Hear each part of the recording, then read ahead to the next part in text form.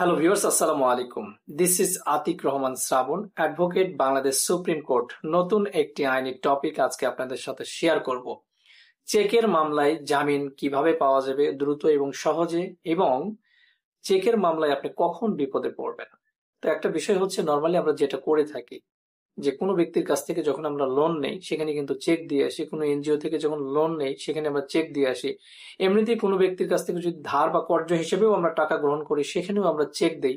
বিভিন্ন কারণে দেখা যাচ্ছে যে কোনো সংস্থা থেকে আমরা লোন নেব, সেখানে চেক দিচ্ছি, কোনো ব্যক্তির কাছ থেকে হতে পারে, কোনো সমিতির কাছ থেকে হতে পারে, ব্যাংকের কাছ থেকে হতে পারে, যে কোনো জায়গা থেকে হোক, অথবা এই যে ওয়ালটন, ভিশন বা বিভিন্ন ইলেকট্রিক যে কোম্পানিগুলো আছে সেখান থেকে আপনারা অনেক সময় প্রোডাক্ট নেন, বিনিময়ে যেটা করেন সেটা হচ্ছে চেক দিয়ে আসেন, কিস্তি করে টাকা পরিশোধ করবেন, কিস্তি দিতে পারতেছেন না, তখন কি হয়?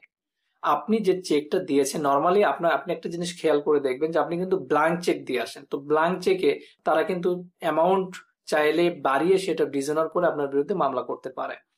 তো যাই হোক, চেক ডিজনারের মামলা, তারা চেক ডিজনার করবে, আপনাকে লিগ্যাল নোটিশ পাঠাবে। যদি সম্ভব হয় আপনি তাদের সাথে একটা নেগোসিয়েশনে গিয়ে টাকাটা দ্রুত নিষ্পত্তি করে দেওয়ার চেষ্টা করবেন, পরিশোধ করার চেষ্টা করবেন, তাহলে কিন্তু আপনার বিরুদ্ধে মামলা হবে না। কিন্তু আপনি যখন সেটা পারবেন না, তখন কিন্তু আপনার বিরুদ্ধে চেক প্রতারণার মামলা তারা দায়ের করবে। তো যখন চেক প্রতারণার মামলা দায়ের করবে, স্বাভাবিকভাবেই তখন প্রশ্ন আসে মামলা থেকে জামিন নেওয়া। একটা বিষয় হচ্ছে, চেকের মামলায় যে জামিনটা, এটা বেলেবল সেকশন, জামিনযোগ্য ধারা। যখন কোনো মামলা কোনো ব্যক্তির বিরুদ্ধে জামিনযোগ্য ধারায় হয়ে থাকে, সেই ব্যক্তি কিন্তু খুব সহজেই আদালতে দাঁড়িয়ে বিজ্ঞ আদালতের নিকট জামিন চাইলে বিজ্ঞ আদালত জামিন কিন্তু মঞ্জুর করবেন। জামিনযোগ্য ধারায় জামিন পাওয়াটা হচ্ছে আসামির একটা অধিকার। সুতরাং চেকের মামলায় যদি জামিন আপনার প্রয়োজন হয়, অবশ্যই জামিন গ্রহণ করবেন। এখানে আপনার কোনো ধরনের জেল হাজতে যাওয়ার কিন্তু ভয় নেই। অনেকেই হয়তো ভাবেন যে না, আমার বিরুদ্ধে তো অনেক টাকার মামলা হয়েছে, আদৌ আসলে এই মামলা থেকে আমি জামিন পাবো কিনা বা জামিন পাওয়াটা সহজ হবে কিনা। আমি বলছি, আপনাদের কোনো ধরনের কোনো সমস্যা নেই। যদি আপনার বিরুদ্ধে নেগোশিয়েবল ইনস্ট্রুমেন্ট অ্যাক্ট, অর্থাৎ আহ কি বলে এটাকে, হস্তান্তরযোগ্য দলিল আইন, যেটাকে আমরা চেকের মামলা বলি, এই দলিল আইনের 138 ধারায় যদি আপনার বিরুদ্ধে চেকের মামলা দায়ের করা হয়ে থাকে, বা 144 বা 141, 140 বা 41 ধারায় চেকের মামলা দায়ের করা হয়ে থাকে, তাহলে কিন্তু আপনি খুব সহজেই জামিন পাবেন। সেটা আদালতে দাঁড়িয়ে জামিনের আবেদন করলে আদালত কিন্তু আপনার এই জামিনটা মঞ্জুর করবে। তবে একটা বিষয় অবশ্যই লক্ষণীয়, আপনি নিজে দাঁড়ালে কিন্তু হবে না, অবশ্যই একজন আইনজীবীর মাধ্যমে আপনাকে আদালতে জামিন চাইতে হবে। এবার আসি, আপনি চেকের মামলায় বিপদে পড়বেন কখন।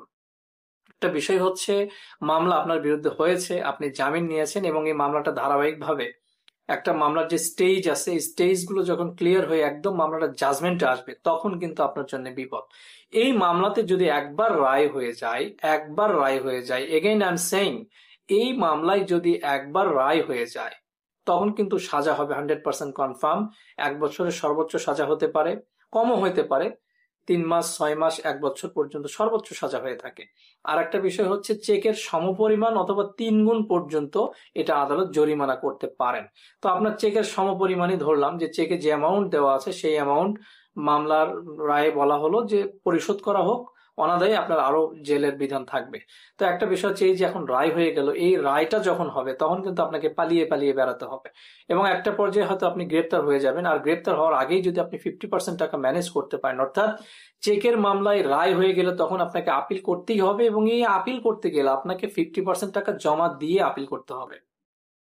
আমার কথা আশা করি বুঝতে পেরেছেন। এখন আপনার অ্যামাউন্ট যদি হয় 50 লাখ, তাহলে 25 লাখ টাকা আদালতে জমা দিয়ে তারপরে কিন্তু আপনাকে আপিল করতে হবে। কারণ এখানে রায় হওয়ার পরে বাদীও যদি এসে বলে যে উনার বিরুদ্ধে আমার কোনো অভিযোগ নাই, আমি অভিযোগ প্রত্যাহার করে নিচ্ছি, কোনো সুযোগ নাই, আপিল করতেই হবে।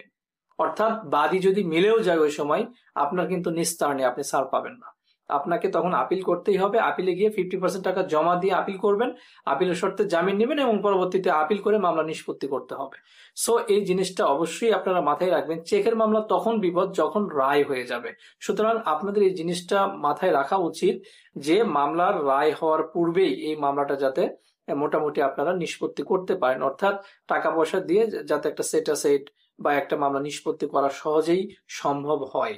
সুতরাং যদি পারেন এটা করবেন, আর যদি না পারেন তাহলে কিন্তু এতে বিপরীত হবে। অর্থাৎ রায় হয়ে গেলে তখন কিন্তু 50% টাকা আপনাকে জমা দিতেই হবে, আর যদি না দিতে পারেন তাহলে জেল খাটতে হবে। তো যাই হোক, যদি ভিডিওটি দেখে উপকৃত হন অবশ্যই চ্যানেলটি সাবস্ক্রাইব করবেন। পাশাপাশি যদি কোনো প্রশ্ন থাকে কমেন্ট সেকশনে কমেন্ট করে জানাবেন। আসসালামু আলাইকুম।